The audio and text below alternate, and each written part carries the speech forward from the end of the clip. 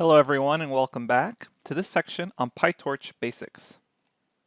So this is our first section on PyTorch. Now we already understand some fundamental Python libraries and we can continue on to actually learn about the basics of PyTorch. And really what we're focusing on this section is things like PyTorch tensors. We'll learn about the very basics of what a PyTorch tensor is, how to create tensors, different operations you can perform on a PyTorch tensor, and then we'll finish it off with an exercise, as well as going over the solutions for that exercise. So we're going to begin learning how to use PyTorch as a tensor array library. And we should begin by answering the question, what is an actual tensor? Since this entire section is really focused on that term. And a tensor is often thought of as a generalized matrix. So you can have 1D, 2D, 3D, and ND tensors.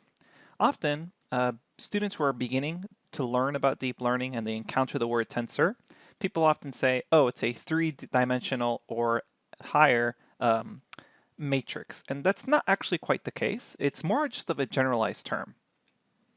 So the thing that happens is lower dimensional tensors have specific names that are often used instead of the word like 1D tensor or 2D tensor. So we can think of a single number as a scalar value.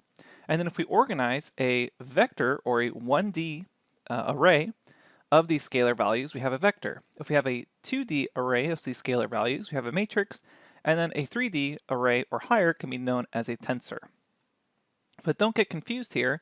You could have technically labeled all of these with the same vocabulary of using a tensor by just specifying their dimension, like a vector is a one-dimensional tensor, a matrix is a two-dimensional tensor, here we have a three-dimensional tensor, and you can go into higher dimensions. It's just harder to visualize those as simple shapes. So you can have a four-dimensional, five-dimensional, and so on tensor.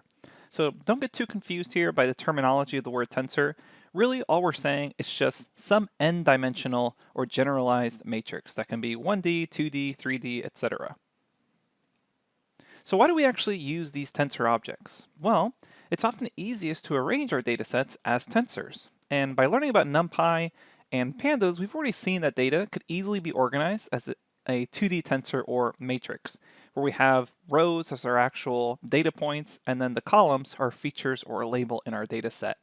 And later on, especially when we deal with image data, we'll see that it's easiest to work with things like 3D tensors, where we can actually store image data as kind of layers of these matrices in a 3D tensor. And then we'll have more complex layers like pooling layers and convolutional layers, and that's where tensors really come into effect. So that's why you have to learn how to use tensors first. But the good news is, it's actually quite easy to use tensors with PyTorch. And if you already went through the NumPy section of this course, it should feel super familiar to actually then go through the tensor basics, because a lot of the operations are going to feel almost exactly the same as they did with NumPy.